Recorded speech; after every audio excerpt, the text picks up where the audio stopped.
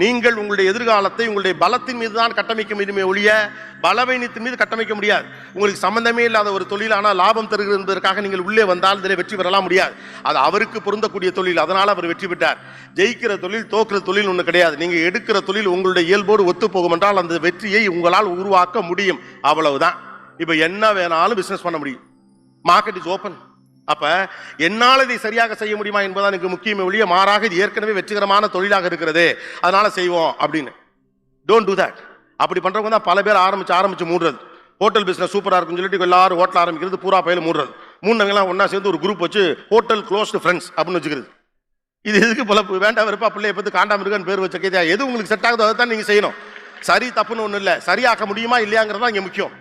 Can you make it right? That's more important. Which is right we don't know. யாருக்கும் தெரியாது.